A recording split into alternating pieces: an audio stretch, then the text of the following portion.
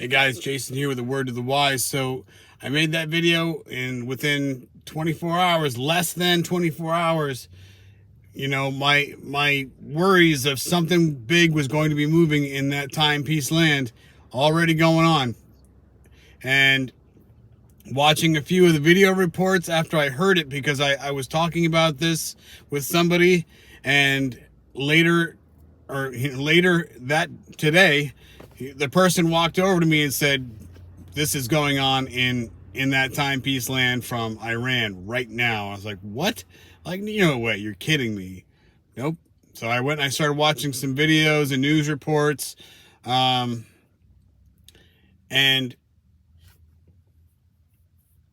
just as kind of an idea, what I was seeing from, just multiple views was, well, this is happening because they took out the leader of a terrorist organization.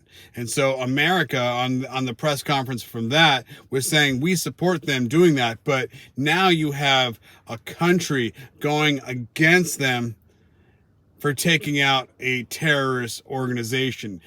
And when you put that into perspective and think about how that sounds when you word it, okay, so now you're attacking them because they killed a terrorist leader, and they're killing terrorists.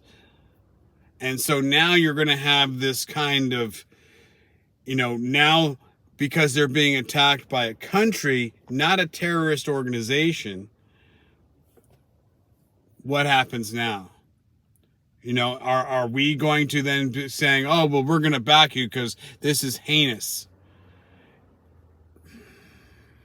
Things can get real bad real quick. And then it's, if we start getting involved, and what are they waiting for? Are they waiting for a savior to come out of the woodwork? That Messiah type figure, possibly? Would it be a leader of another country? I mean, look how close we are to voting season. Are they hoping that the right person gets in to help be their savior? The guy who's been minted on how many of their coins in the timepiece land? 2, and then they have the Abrahamic Accord coin that was signed by Donald J. Trump. There's a lot of ways that this can move now after something like this happens. And you go get calling on the UN for help. Maybe some NATO forces to help back us up in the Middle East. What happens when the right person gets in to stop Russia, to help Ukraine, cause ceasefires that they've been calling on, that nobody wants to, listen to Biden because he's just too out there? Are they going to listen to a woman coming in to then be some mouthpiece?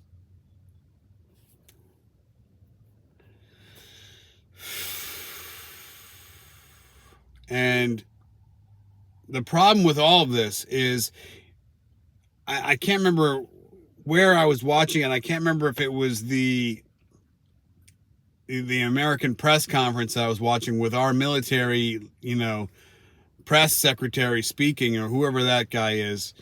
But if they don't comply and listen, we'll start bombing, just as an idea, we would start bombing some of their larger cities. And it's like, why would you say that you're going to bomb the people? Again, what I always say, why wouldn't you say we're going to take out their military installations? Because that's where they house their armies and their weapons and their planes and their tanks and their missiles. They don't house them in their cities.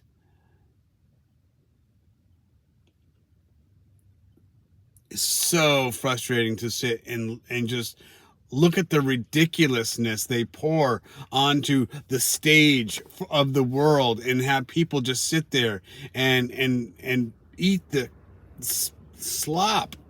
It is so sloppy and so stupid. Ugh. But the innocent people of Lebanon, Gaza, Israel, Iran, whatever country's over there, it's always the people that suffer. And I pray that they find Jesus and they call out to God, before these stupid things happen to these people. And I know there's got to be there's suffering probably in China with all their totalitarianism. Who knows what moves through the streets at night and during the day that the people have to deal with and fear. And same thing with Russia, Mexico. I'm sure it happens everywhere all the time. It's just, but now it has like some sort of a face. It's being put on the news for everybody to eat up. And here it is, during football season. It's always, then it's going to be halftime shows and pre-games and commercials, and they're going to start just putting it all out there. And this is what happens. And after the election, now you have a 3-month span of a changing of the guard. And what do they do before they leave office? They're going to be sending out tons of money, causing all sorts of scenarios people aren't going to agree with. But you know what? Oh, it's done and signed for. It's too late to stop me. Ha ha ha!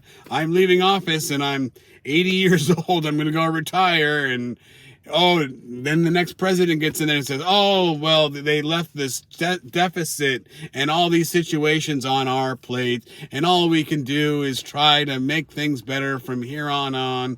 But it's always going to be the last guy, really kind of put us in a pickle.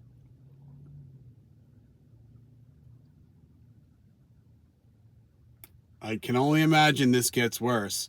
We were expecting ridiculousness, but I don't think we've seen anything yet.